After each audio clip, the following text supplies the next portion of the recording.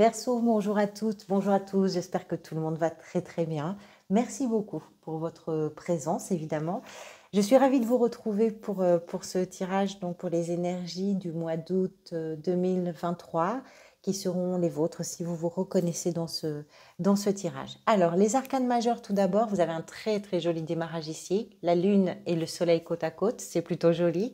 La lune, c'est la carte qui était venue lors de votre tirage semestriel et qui nous informe peut-être sur ce que la vie vous propose d'explorer, d'expérimenter, peut-être aussi sur une couleur dominante, une énergie dominante pour vous, une énergie ressource, on va parler de tout ça.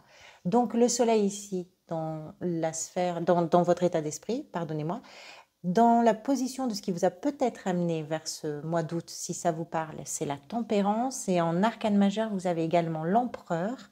L'empereur dans ce qui peut se jouer à l'intérieur de vous durant ce mois. Ensuite, en arcane mineur, donc des coupes, des bâtons, des épées, des bâtons, des coupes. Donc, pas de denier sur le mois d'août pour vous. Voyons, qu'est-ce que vous aviez à mi-verseau le mois dernier? Vous aviez le diable et vous n'étiez pas le seul. Ça, c'est quelque chose. Ce mois-ci, donc la lune, et vous allez vers les amoureux en septembre. D'accord. Alors, oui, la lune, bien sûr, après le diable. Évidemment, pourquoi? Parce que le diable pointe tout ce qui est emprisonnant, tout ce qui est limitant, tout ce qui vous empêche concrètement de vous réaliser, d'aller vers vos rêves, d'aller vers vos envies, de prendre la parole, de vous affirmer, de vivre ce que vous avez réellement envie de vivre. Mais la lune, c'est une carte des profondeurs, c'est-à-dire que c'est une carte qui renvoie, je dirais, essentiellement à l'aspect psychologique de la personne ou des personnes. On n'est pas dans une carte d'action, on est sur une carte de réflexion, d'introspection. Et ce qu'elle va mettre en évidence, la lune, c'est tout ce qui peut être pour vous à l'origine de vos peurs, à l'origine de vos angoisses, de vos appréhensions et pourquoi pas même de certaines de vos phobies. Et ce qu'elle vient rappeler, c'est justement ce qui vous empêche de vivre, ce qui vous empêche d'avancer.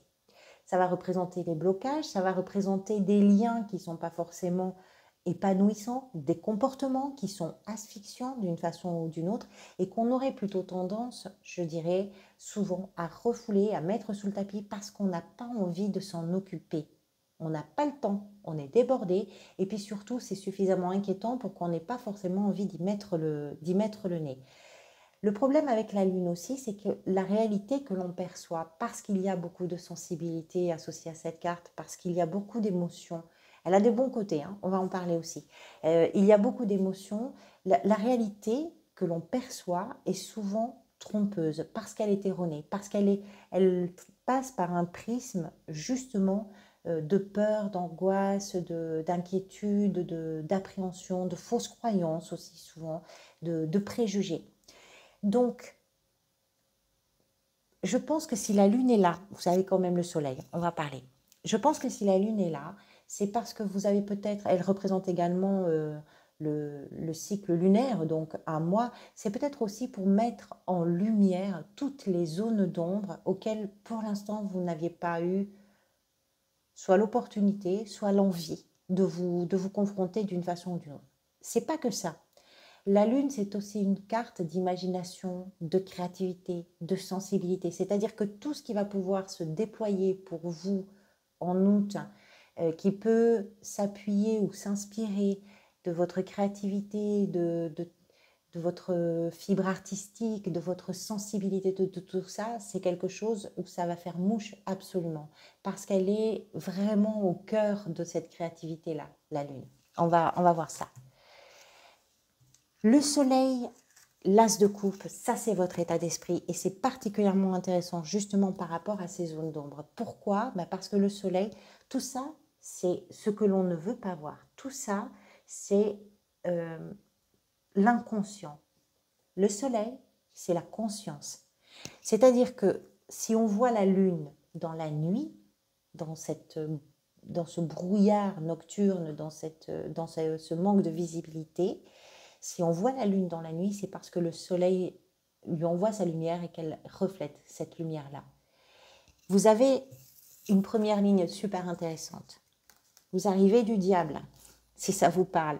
Le diable, c'est toutes vos prisons, tous vos pièges. Probablement que vous avez construit vous-même. Peut-être que vous vous rendez compte que vous êtes à l'origine de tous les pièges que vous avez mis en place dans votre existence, par le biais de dépendance affective, d'addiction, de mode de fonctionnement, de fausses croyances, de préjugés, etc. Mais tout ce qui vous empêche à vous, en réalité, d'avancer. Tout ça, vous vous en êtes rendu compte. Maintenant, vous êtes sur une période un peu sombre parce que vous ne savez pas exactement quel est le chemin à prendre, quel est le chemin à suivre. Vous êtes juste sur cette période un peu transitoire et un peu charnière de vous rendre compte de tout ce que vous aviez laissé derrière vous, dans l'inconscient, sous le tapis et que vous ne vouliez pas voir. Vous, ce que vous voulez, c'est maintenant prendre conscience des choses. Et prendre conscience des choses pour une bonne raison, c'est que vous avez ici un as de coupe. L'as de coupe est une abondance. C'est une abondance d'amour, mais vraiment de l'amour dans toutes les déclinaisons possibles. L'amour au sens très large. L'amour pour les gens que l'on aime, pour ce que l'on fait, pour nos rêves, l'amour pour nos animaux, pour l'amour au sens très large. Et c'est une abondance puisqu'on est avec un as, on est sur un commencement. Il est super intéressant votre jeu parce que vous avez aussi un as ici, mais dans le défi à relever. Je pense, si vous voulez, si ça vous parle, qu'il peut y avoir un paradoxe entre tout ce qui est en train d'émerger, des profondeurs, de l'inconscient, des zones de turbulence et des zones un peu sombres de votre cerveau, et que tout ça, vous avez vraiment envie de mettre de la lumière parce que vous avez besoin de vous exprimer dans votre vérité de cœur. On continue. Super intéressant ce tirage, je trouve. Ce qui vous a peut-être amené vers ça, c'est l'énergie de la tempérance qu'il représente.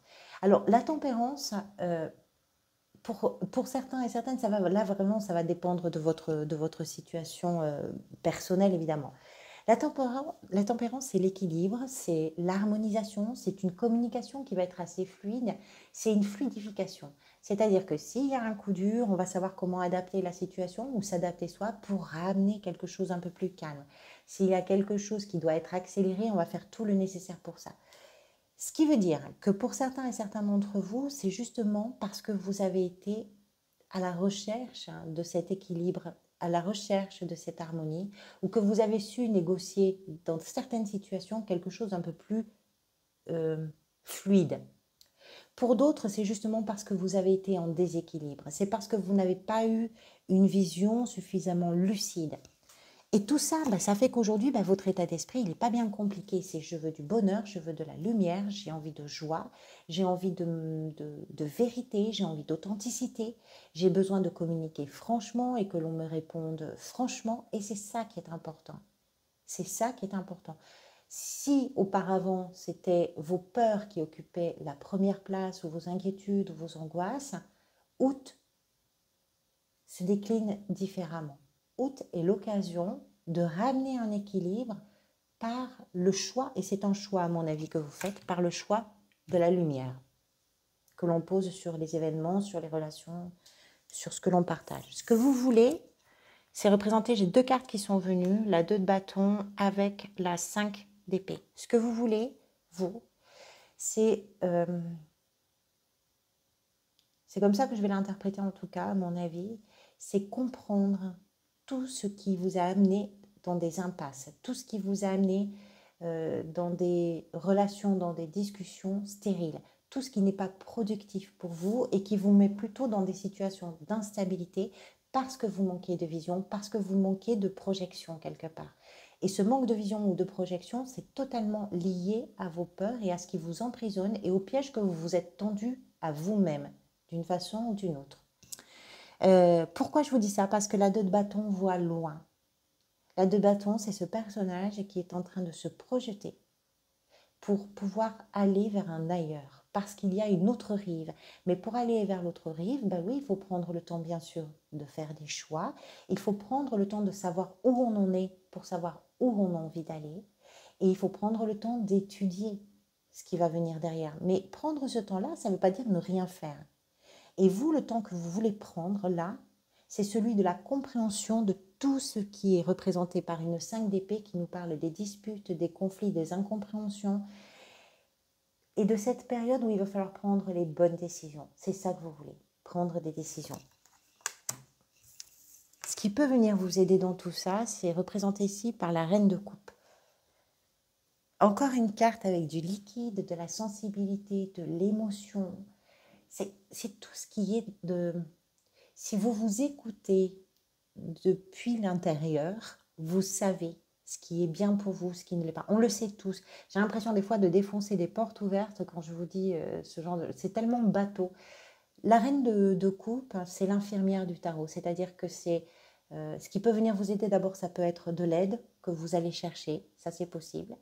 C'est-à-dire auprès d'un thérapeute ou d'une thérapeute, d'un psy ou d'une psy. Voilà. C'est quelqu'un qui va venir en soutien, la reine de coupe. Ça peut être aussi, d'ailleurs, elle peut représenter également quelqu'un de votre entourage. C'est tout à fait possible.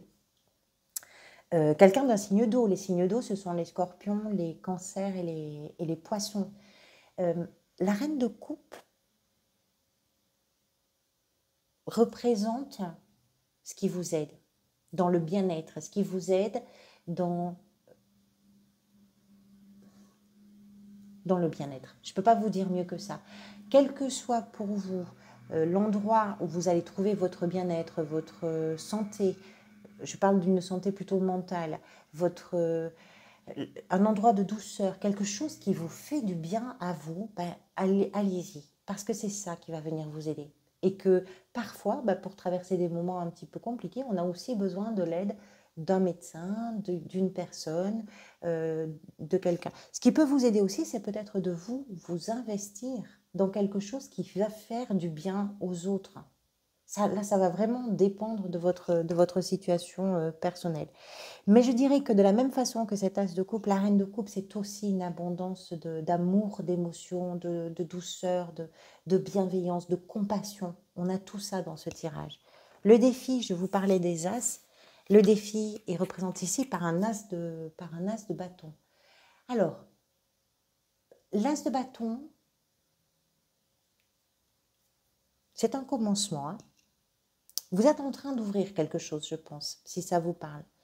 L'as de bâton représente vraiment la vitalité, la pulsion, l'opportunité, l'occasion, l'émotion, la vibration, quelque chose qui démarre, l'étincelle. C'est une étincelle qui est déjà bien vive. Vous l'avez en défi, c'est-à-dire que le défi pour vous peut être l'audace, peut être oser. Lancez-vous, tentez-le, faites le choix de la vie. Quelque part, c'est ça. Faites le choix de l'enthousiasme. Faites le choix de tout ce qui peut être passionnant pour vous. Et c'est peut-être pas si évident, d'abord parce que vous n'y voyez peut-être pas si clair que ça encore pour l'instant, et que même si dans l'état d'esprit vous voulez conscientiser, vous voulez amener la lumière, vous voulez exprimer votre vérité à vous, ben ça reste encore un défi parce qu'on n'est pas non plus du jour au lendemain une autre personne, vous comprenez l'idée. Donc il y a peut-être encore du travail justement pour aller vers cette occasion. C'est aussi le défi de créer vos occasions, de savoir créer un environnement qui va favoriser votre expansion, votre expression. Dans la sphère professionnelle, la 3 de coupe. Alors la 3 de coupe, c'est une carte d'une énergie, je dirais, plutôt légère, plutôt joyeuse, amicale, familiale. Alors qu'est-ce que ça veut dire dans la sphère professionnelle? Soit que vous allez justement chercher à consolider tout ce qui va vous amener une forme de légèreté dans le travail, que vous allez également privilégier peut-être un travail en famille, un travail avec des amis, en équipe, pour avoir quelque chose d'un peu plus agréable, je dirais, pour tout le monde. Peut-être que pour ceux et celles qui sont à la recherche d'un emploi, ben, c'est peut-être une occasion qui va se présenter justement par le biais d'un cercle d'amis ou d'un cercle familial qui va pouvoir vous faire émerger comme ça une proposition, c'est possible. Si vous n'êtes pas à la recherche d'un emploi et que vous n'êtes pas dans une activité, que vous êtes sur une gestion du quotidien, ben dans votre gestion du quotidien, vous avez envie de légèreté, vous avez envie de profiter des bons moments, vous avez envie d'être dans l'échange, mais tout ça, ce sont des notions qu'on retrouve en activité ou pas, à la recherche d'un emploi ou pas. C'est l'important, c'est d'échanger. L'important, c'est de savoir comment rendre les choses agréables pour vous comme pour les autres. L'important, c'est de savoir aussi faire équipe quelque part, soit avec vous-même pour commencer, mais possiblement aussi avec un entourage. Comment s'associer aux autres pour que ce soit un peu plus agréable, tout ça. Dans la sphère sentimentale, relationnelle, la 7 de bâton. Alors là, la 7 de bâton, c'est une carte qu'on pourrait appeler de défensive. C'est-à-dire que quand on a une conviction, quand on a une envie, un désir, ce qui semble quand même être votre situation, on va le défendre. Et on va se bagarrer pour se faire entendre, pour se faire comprendre, pour que ce que l'on a à dire, ce que l'on a à exprimer, puisse atteindre, puisse concerner, puisse toucher les personnes avec lesquelles on va échanger. La 7 de bâton, c'est également l'idée que vous vous sentez peut-être dans une situation dans laquelle il vous semble à vous, en tout cas, important de défendre quelque chose, un périmètre, quelque chose qui vous tient en tout cas à cœur. Alors, c'est quelque chose qu'on va pouvoir retrouver dans une relation peut-être amoureuse, c'est quelque chose que l'on va pouvoir également décliner dans une relation amicale ou familiale. Là, ça va vraiment aussi dépendre de vous. Il y a quelque chose dans une de vos relations ou dans vos relations en général que vous avez besoin de défendre, que vous avez besoin de renforcer et peut-être même publiquement. Pourquoi publiquement? Parce qu'on voit ce personnage qui est en train de se défendre face à tous face aux 6 bâtons qui sont ici. Et ces 6 bâtons, c'est pas lui qui les a mis là, hein. Ce sont d'autres personnes en face et qui vont essayer de déstabiliser, qui vont essayer de... Voilà. Alors, c'est pas forcément votre situation, mais je vous parle du fait que les choses peuvent être aussi... ça peut être aussi des prises de parole en public, où vous allez pouvoir exprimer ce qui est important pour vous, vos valeurs, vos principes, ce qui vous semble justifier vos engagements. Il y a quelque chose à défendre d'une façon ou d'une autre. Ce que j'aime beaucoup dans cette carte, c'est qu'elle nous parle aussi d'une énergie qui est un peu farouche et qui est sans doute tout à fait adaptée à une situation dans laquelle on peut se sentir parfois un petit peu en difficulté parce qu'on sent qu'on a un environnement qui aurait tendance à vouloir déstabiliser ce que l'on pense. Mais vous, vous êtes sûr de vous, quelque part. Il y a un peu ça. Comment ça se passe à l'intérieur si on faisait un scanner? L'empereur, qui nous explique que, ce que j'aime beaucoup qui se trouve là, l'empereur, parce que s'il a la réputation d'avoir une forme de rigidité et d'austérité, de rigueur comme ça, là, ce qu'il vient nous raconter, c'est que vous êtes en train je dirais, de reprendre la main sur quelque chose d'important pour vous. La main, vous la reprenez sur vos peurs, vous la reprenez sur vos inquiétudes, vos angoisses, sur votre émotionnel. Alors, ça ne veut pas dire que vous vous débarrassez de tout ça. Au contraire, ça veut dire que vous organisez avec tout ça. Et vous vous organisez particulièrement bien. C'est-à-dire que tout ce qui est confus, vous décidez de ne pas vous en détourner et de ne pas regarder ailleurs. Vous décidez de regarder en face et de faire ce qu'il y a à faire pour améliorer quelque chose. L'empereur nous explique que ce que vous êtes en train de faire, c'est aussi construire pour un peu plus tard. Parce qu'il a des perspectives, il a des responsabilités, l'empereur. Ce qu'il fait, il ne le fait jamais que pour lui. Il le fait aussi pour son avenir, pour l'avenir des gens qui sont soit sous ses ordres, soit dans son empire, et dont il a la charge et la responsabilité. Il y a quelque chose que vous prenez en charge. Vous assumez vos responsabilités et vous vous organisez, vous structurez quelque chose.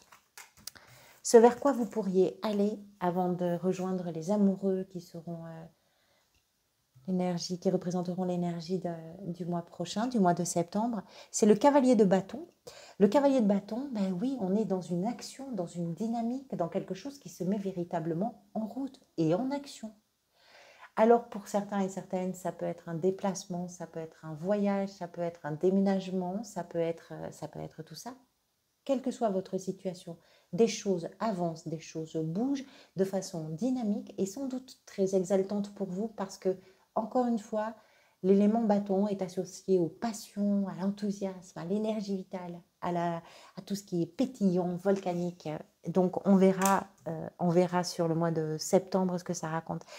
C'est très intéressant comme tirage parce qu'on sent tout votre désir, votre envie, votre volonté de faire les choses dans le bon sens pour vous.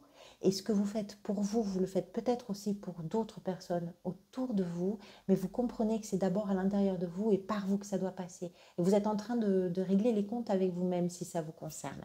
Voilà pour vous, amis Verseau. Merci beaucoup pour vos soutiens, pour votre présence. Je vous retrouve bientôt. Puis en attendant de vous retrouver, prenez soin de vous, prenez soin des gens que vous aimez et surtout profitez de chaque instant. À bientôt.